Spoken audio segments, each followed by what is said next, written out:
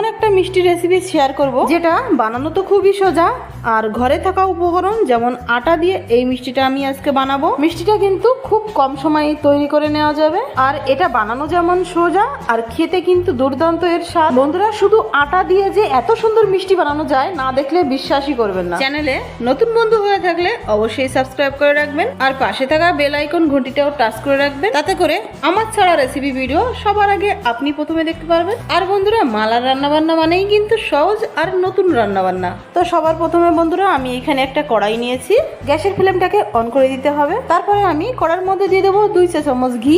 আর এই ঘিটা কিন্তু আমাদের প্রায় সকলেরই বাড়ি প্রায় সব সময় উপস্থিত থাকে। তো বন্ধুরা, আমার যখন ঘিটা গরম হয়ে গেছে তারপরে আমি 1 কাপ আটা দিয়ে দিলাম। এইবার গ্যাসের ফ্লেমটাকে কিন্তু একদম লোতে করে দিতে হবে, আর এই লো আছে ঘি আর আটা কিন্তু অনবরত নাড়াতে চাড়াতে প্রায় 2 থেকে 3 মিনিটের মতন। আমি কিন্তু প্রায় সব মিষ্টি রেসিপিতে 1 চিমটি লবণ ব্যবহার করি, এতে করে মিষ্টির স্বাদ কিন্তু অনেকাংশে বেড়ে যায়। আর এই যে বন্ধুরা, আমি কিন্তু হাতার সাহায্যে এরকম করে ম্যাশ করে করে বেশ অনেক সময় ধরেই এই ঘি এবং আটাটাকে ভেজে নিচ্ছি। আর এই আটাটাকে কিন্তু একদমই কালার চেঞ্জ করা যাবে না, আটার কালারটা কিন্তু একদমই পাল্টাবে না, আবার আটা থেকে কিন্তু সুন্দর একটা ভাজা ভাজা গন্ধ বেরোবে। ঠিক এই মুহূর্তে আমি জাল করে ঠান্ডা করে রাখা দুধ 1 কাপ অল্প অল্প করে এর মধ্যে দিয়ে দিলাম, আর সঙ্গে সঙ্গে নাড়াতে চাড়াতে থাকতে হবে, নাড়াতে চাড়াতে একটা ডোয়ের মতন হয়ে যাবে। আর এই সময় গ্যাসের ফ্লেমটাকেও বন্ধ করে দিতে হবে। গ্যাসের ফ্লেম বন্ধ করে দেওয়ার পরও কিন্তু কিছু সময় ধরে হাতার সাহায্যে এইভাবে নাড়াতে চাড়াতে থাকতে হবে, কেননা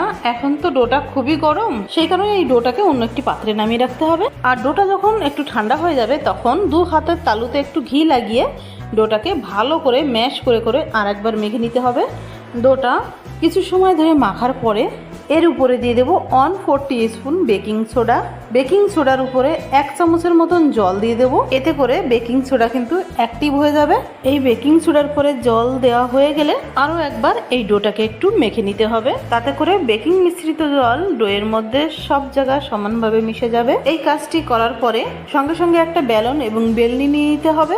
আমি বেলনির পরে একটুখানি ঘি দিয়ে হাত দিয়ে সব জায়গা মাখিয়ে নেব, আর বেলনের গায়েও একই রকমভাবে ঘিটা মাখিয়ে নেব। এতে করে আমার ডোটা যখন আমি বেলবো, বেলন এবং বেলনির গায়ে একদমই চিপকে যাবে না।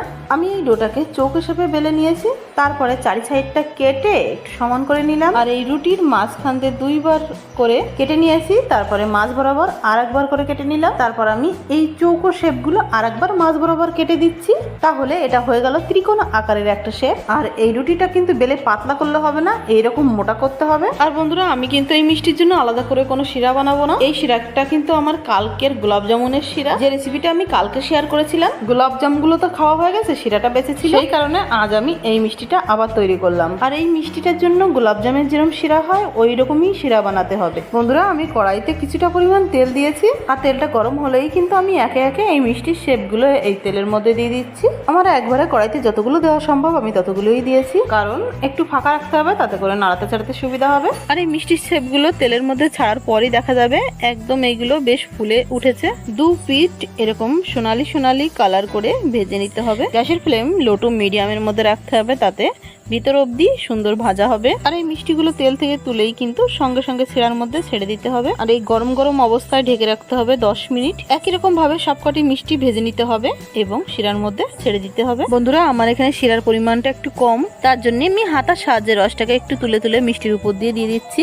এই মিষ্টিটা বানানোর জন্য এতই কম সময় লাগে, আর এর স্বাদ গোলাপ জামকেও হার মানাবে। মিষ্টির রেসিপিটা বাড়িতে একদিন বানিয়ে খান, কোনো না কোনো বাহানায় প্রায়ই বানাতে ইচ্ছা করবে। তো বন্ধুরা, আশা করি ভিডিওটি সকলের কাছে খুবই ভালো লেগেছে। ভিডিওটি যদি একটুও ভালো লেগে থাকে ভিডিওটিকে একটি লাইক করে মালার রান্নাবান্নাকে সাবস্ক্রাইব করতে ভুলবেন না। আমি ফিরে আসছি আরও একটা নতুন ভীষণ মজার রেসিপি ভিডিওর সাথে। ততক্ষণ সবাই খুব ভালো থাকবেন, সুস্থ থাকবেন।